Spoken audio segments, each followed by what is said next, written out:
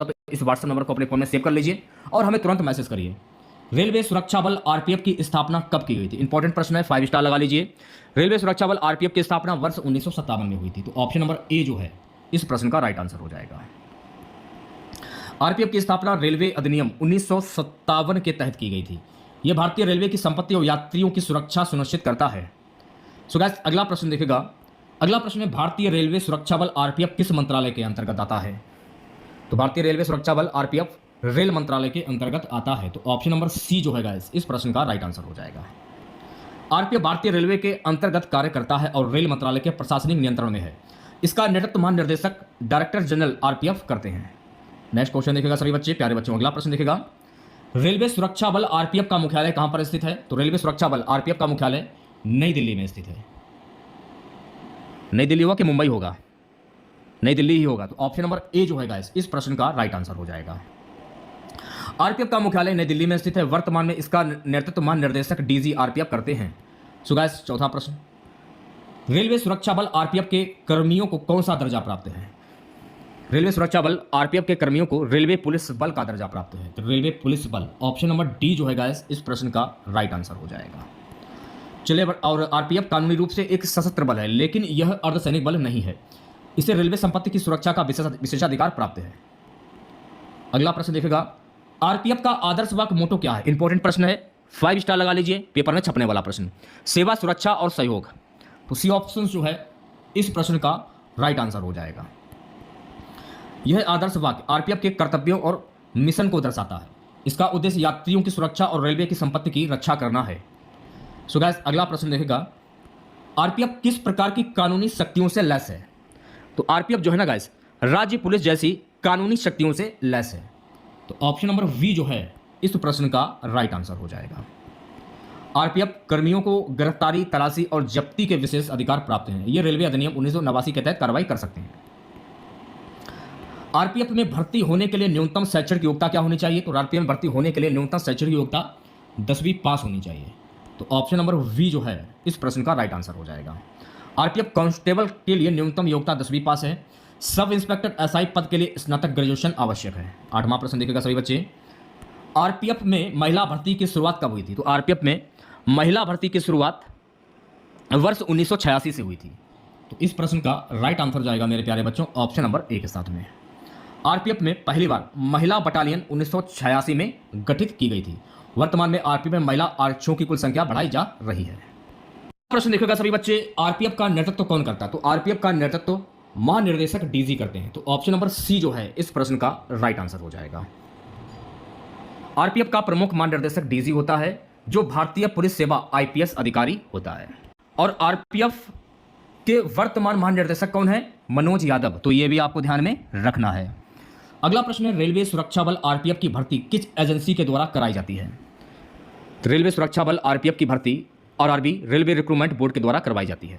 तो option number C जो है गाइस इस प्रश्न का राइट आंसर हो जाएगा। आरपीएफ कांस्टेबल और एसआई की भर्ती रेलवे भर्ती बोर्ड आरआरबी द्वारा की जाती है।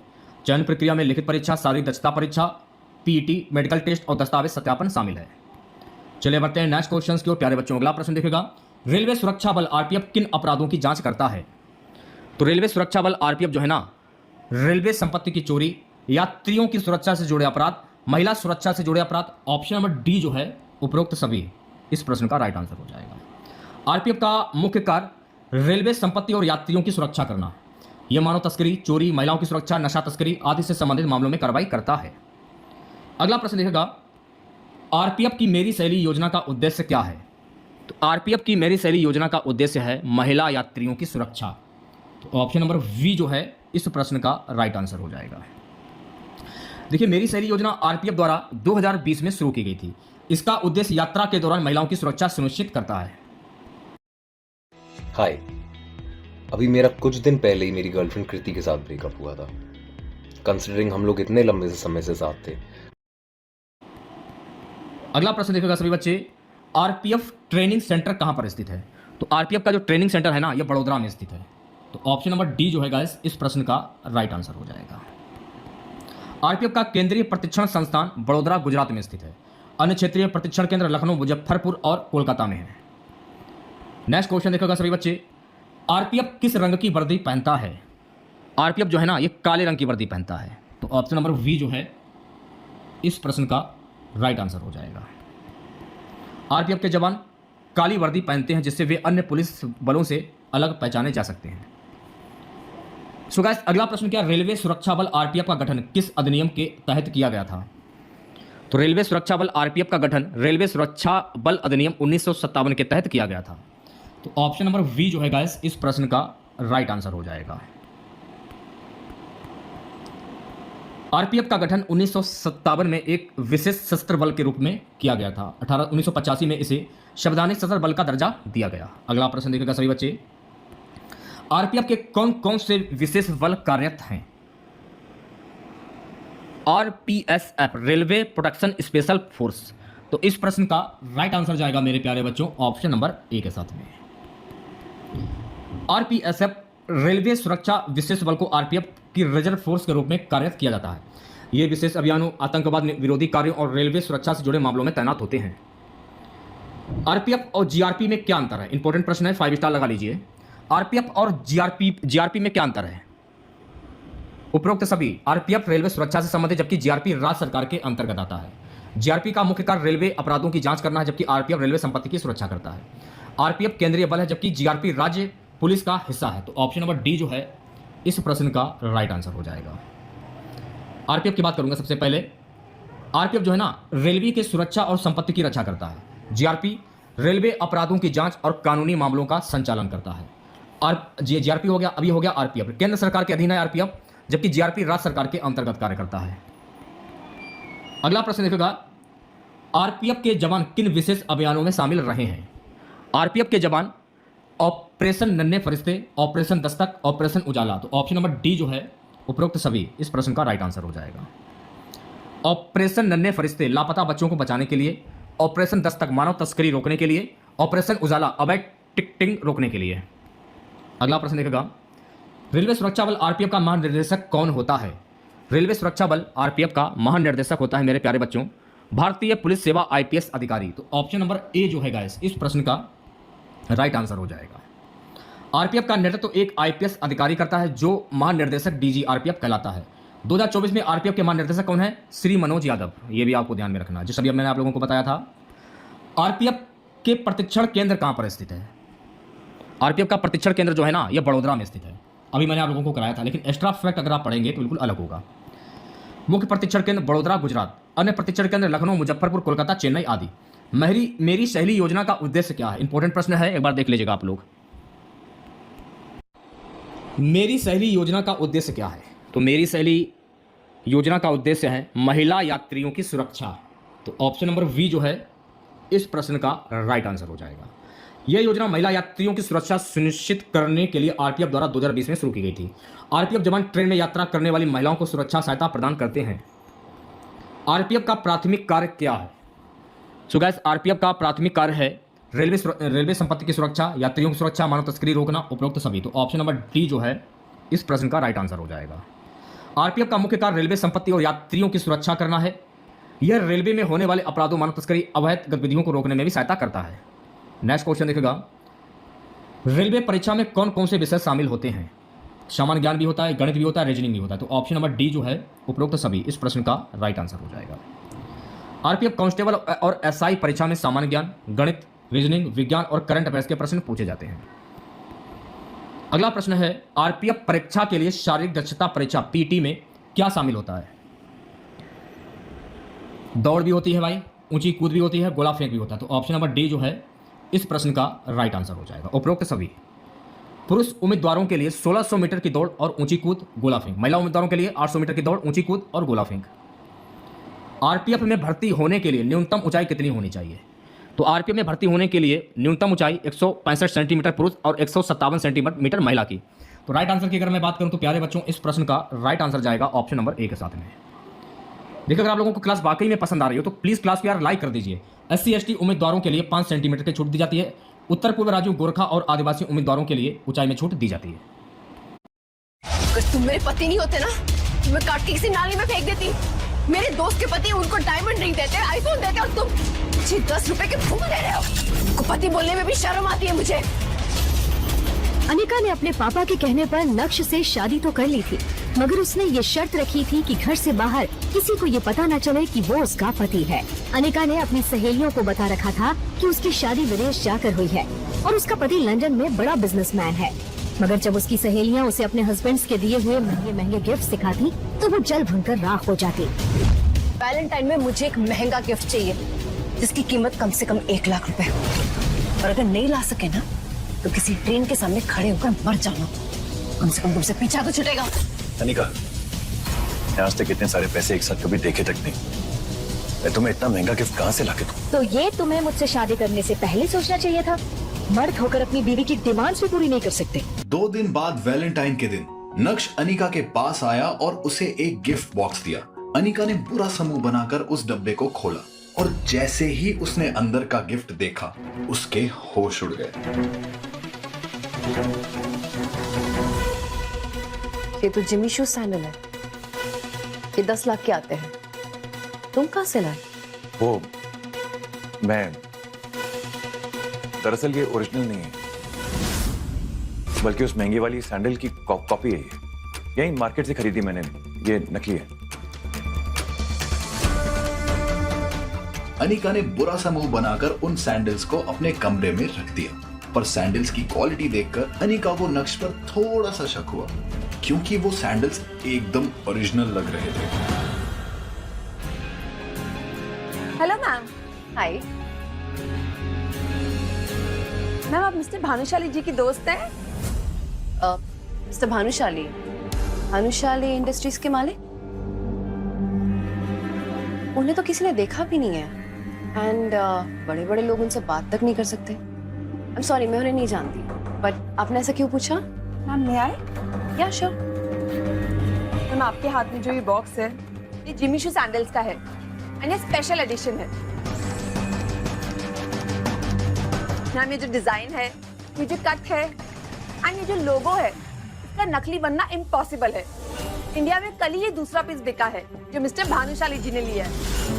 क्या नक्श ही है मिस्टर भानुशाली या नक्श ने चुराए हैं ये सैंडल्स? कहां से आए ये लाखों के सैंडल्स बेरोजगार नक्श के पास? क्या बात करूंगा अगले प्रश्न की। आरपीएफ की सबसे बड़ी जिम्मेदारी क्या होती है? आरपीएफ की सबसे बड़ी जिम्मेदारी होती है रेलवे संपत्ति की सुरक्षा, रेलवे यात्री की सुरक्षा, रेलवे अपराधों की रोकथाम। तो ऑप्शन नंबर डी जो है इस प्रश्न का राइट आंसर हो जाएगा। आरपीएफ का मुख्य कार्य रेलवे संपत्ति, यात्रियों और रेल परिसर की सुरक्षा सुनिश्चित करना है। यह रेलवे अपराधों की रोकथाम और मानव तस्करी जैसे मामलों को भी नियंत्रित करता है। सो गाइस, अगला प्रश्न देखेगा, भारतीय रेलवे में यात्रियों की सुरक्षा के लिए कौन सा हेल्पलाइन नंबर जारी किया गया है? 182। तो इस प्रश्न का राइट आंसर जाएगा मेरे प्यारे बच्चों ऑप्शन नंबर वी के साथ में। 182 भारतीय रेलवे सुरक्षा हेल्पलाइन नंबर है। यह सेवा 24 घंटे उपलब्ध रहती है और यात्री किसी भी आपात स्थिति में आरपीएफ से सहायता प्राप्त कर सकते हैं। अगला प्रश्न है, रेलवे में किसी आपात स्थिति में कौन सा नंबर डायल किया जाता है? 112 नंबर। तो इस प्रश्न का राइट आंसर जाएगा मेरे प्यारे बच्चों ऑप्शन नंबर बी के साथ में। 112 भारत का एकीकृत आपातकालीन नंबर है। यह पुलिस, एम्बुलेंस, फायर ब्रिगेड और अन्य आपात सेवाओं में संपर्क करने के लिए इस्तेमाल किया जाता है। सो गाइस, अगला प्रश्न है हमारा, आरपीएफ महिला सुरक्षा को बढ़ावा देने के लिए कौन सा अभियान चला रही है? मेरी सहेली। तो इस प्रश्न का राइट आंसर जाएगा मेरे प्यारे बच्चों ऑप्शन नंबर सी के साथ में। मेरी पहल महिला यात्रियों की सुरक्षा के लिए शुरू की गई थी। आरपीएफ महिला यात्रियों से संपर्क कर उनकी सुरक्षा सुनिश्चित करती है। ऑपरेशन नन्हे फरिश्ते किससे संबंधित है? तो मेरे प्यारे बच्चों, ऑपरेशन नन्हे फरिश्ते लापता बच्चों को बचाने का अभियान इससे संबंधित है। तो ऑप्शन नंबर वी जो है इस प्रश्न का राइट आंसर हो जाएगा। ऑपरेशन नन्हे फरिश्ते के तहत आरपीएफ लापता तस्करी किए गए बच्चों को बचाता है। इसे 2014 में शुरू किया गया था और इसके तहत हजारों बच्चों को बचाया गया है। ऑपरेशन दस्तक ये किससे संबंधित है? तो गाइस, ऑपरेशन दस्तक जो है ना, मानव तस्करी को रोकने के अभियान से संबंधित है। तो राइट आंसर की अगर मैं बात करूं तो इस प्रश्न का राइट आंसर जाएगा ऑप्शन नंबर वी के साथ में। ऑपरेशन दस्तक मानव तस्करी को रोकने के लिए आरपीएफ द्वारा शुरू किया गया अभियान है। इसके तहत ट्रेनों और रेलवे स्टेशनों पर संदिग्ध गतिविधियों पर नजर रखी जाती है। चलिए बढ़ते हैं नेक्स्ट क्वेश्चन की ओर। अगला प्रश्न देखेगा, आरपीएफ का महानिर्देशक डीजी कौन होता है? आरपीएफ का महानिर्देशक डीजी होता है भारतीय पुलिस सेवा आईपीएस अधिकारी। तो ऑप्शन नंबर वी जो है इस प्रश्न का राइट आंसर हो जाएगा। आरपीएफ का नेतृत्व महानिर्देशक डीजी करते हैं जो एक आईपीएस अधिकारी होता है। यह अधिकारी सीधे रेल मंत्रालय को रिपोर्ट करता है। आरपीएफ भर्ती परीक्षा में कुल कितने अंक होते हैं? आरपीएफ भर्ती परीक्षा में कुल अंक होते हैं 150। तो इस प्रश्न का राइट आंसर जाएगा मेरे प्यारे बच्चों ऑप्शन नंबर सी के साथ में। आरपीएफ भर्ती परीक्षा 150 अंकों की होती है। इसमें सामान्य ज्ञान, गणित, रीजनिंग और विज्ञान से प्रश्न पूछे जाते हैं। आरपीएफ कांस्टेबल भर्ती में न्यूनतम शारीरिक दक्षता क्या होती है? इंपॉर्टेंट प्रश्न है, 5 स्टार लगा लीजिए। 1600 मीटर दौड़ पुरुष, 800 मीटर दौड़ महिला। तो इस प्रश्न का राइट आंसर जाएगा ऑप्शन नंबर ए के साथ में। पुरुष उम्मीदवारों को 5 मिनट 45 सेकंड में 1600 मीटर की दौड़ पूरी करनी होती है। महिला उम्मीदवारों को 4 मिनट 45 सेकंड और 800 मीटर की दौड़ पूरी करनी होती है। आरपीएफ में महिलाओं के लिए कुल कितनी आरक्षित सीटें होती हैं? आरपीएफ में महिलाओं के लिए कुल 20% सीटें आरक्षित होती हैं। तो ऑप्शन नंबर सी जो है गाइस इस प्रश्न का राइट आंसर हो जाएगा। महिला उम्मीदवारों के लिए आरपीएफ में 20% पद आरक्षित होते हैं। यह महिला सशक्तिकरण और सुरक्षा बलों में उनकी भागीदारी बढ़ाने का प्रयास है। अगला प्रश्न देखेगा, आरपीएफ का कार्यक्षेत्र किन किन स्थानों तक सीमित है? आरपीएफ का कार्यक्षेत्र रेलवे स्टेशन, ट्रेनें, रेलवे परिसरों में सीमित है। तो ऑप्शन नंबर डी जो है उपरोक्त सभी इस प्रश्न का सही आंसर हो जाएगा। आरपीएफ को रेलवे स्टेशनों, ट्रेनों, रेलवे गोदामों, अन्य रेलवे संपत्तियों की सुरक्षा का दायित्व सौंपा गया है। अगला प्रश्न देखेगा सभी बच्चे, आरपीएफ का बजट कौन तय करता है? तो आरपीएफ का बजट रेलवे मंत्रालय तय करता है। तो इस प्रश्न का राइट आंसर जाएगा ऑप्शन नंबर वी के साथ में। आरपीएफ का पूरा बजट रेलवे मंत्रालय के द्वारा आवंटित किया जाता है। इसका खर्च रेलवे सुरक्षा, ट्रेनों की निगरानी और आधुनिक तकनीकों को अपनाने में किया जाता है। नेक्स्ट क्वेश्चन देखेगा, आरपीएफ कांस्टेबल चयन प्रक्रिया में निम्नलिखित में से कौन सा चरण शामिल नहीं होता है? साक्षात्कार। तो इस प्रश्न का सही आंसर जाएगा ऑप्शन नंबर सी के साथ में। अर्चना जी, मैं देख पा रहा हूं कि आप जिस जगह लड़का ढूंढ रही हैं वो गलत जगह है। आरपीएफ कांस्टेबल चयन में आमतौर पर लिखित परीक्षा, शारीरिक दक्षता, पीटी और मेडिकल परीक्षण शामिल होते हैं, जबकि साक्षात्कार एसआई, सब इंस्पेक्टर या अन्य उच्च पदों के लिए होता है। अगला प्रश्न है हमारा, आरपीएफ कांस्टेबल भर्ती प्रक्रिया में निबंध लेखन शामिल है या नहीं? जी नहीं शामिल है। तो ऑप्शन नंबर वी करेक्ट हो जाएगा। आरपीएफ कांस्टेबल परीक्षा में सामान्य ज्ञान, गणित, रीजनिंग, विज्ञान और करंट अफेयर्स के ऑब्जेक्टिव प्रश्न होते हैं। निबंध लेखन इस प्रक्रिया का हिस्सा नहीं है। आरपीएफ एसआई, सब इंस्पेक्टर पद के लिए आवेदन करने के लिए उम्मीदवारों की न्यूनतम आयु आमतौर पर कितनी होती है? 20 वर्ष। तो इस प्रश्न का राइट आंसर जाएगा मेरे प्यारे बच्चों ऑप्शन नंबर बी के साथ में। आरपीएफ एसआई पद के लिए उम्मीदवारों को स्नातक होना अनिवार्य होता है और आयु सीमा आमतौर पर 20 से 35 वर्ष तक होती है। न्यूनतम आयु 20 वर्ष निर्धारित की जाती है ताकि उम्मीदवारों में आवश्यक परिपक्वता और योग्यता सुनिश्चित हो सके।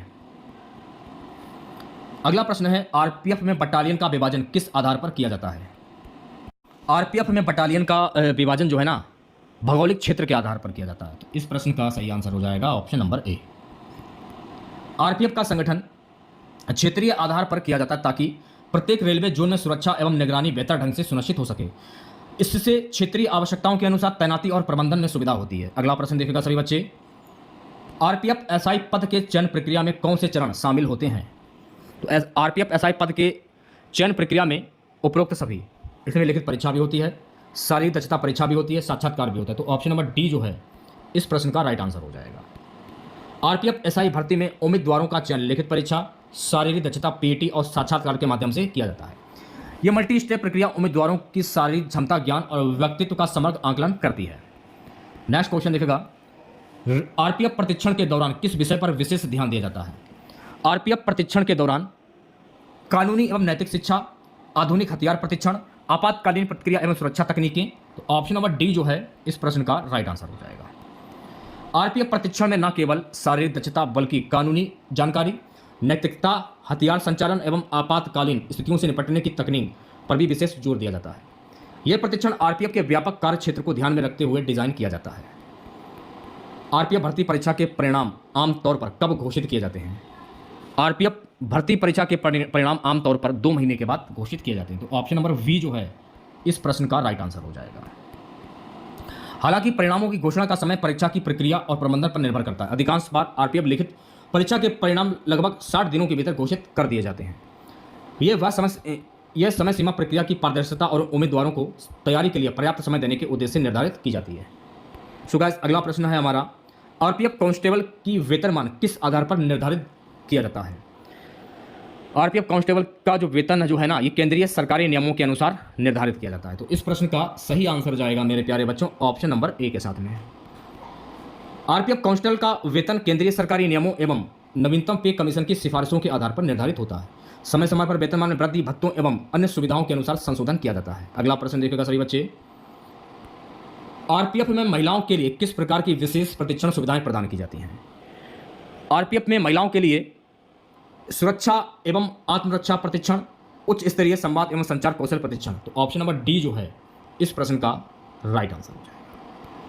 महिलाओं के लिए आरपीएफ में सुरक्षा, आत्मरक्षा तथा संवाद कौशल पर विशेष प्रशिक्षण आयोजित किया जाता है ताकि वे चुनौतियों का सामना बेहतर तरीके से कर सकें। यह पहल महिला सशक्तिकरण के उद्देश्य से भी चलाई जाती है। अगला प्रश्न है, रेलवे सुरक्षा बल में आधुनिक तकनीक उपकरणों के उपयोग से क्या लाभ होता है? अपराध की तेजी से पहचान, आपातकालीन प्रतिक्रिया में सुधार, सुरक्षा में वृद्धि। तो ऑप्शन नंबर डी जो है गाइस इस प्रश्न का राइट आंसर हो जाएगा।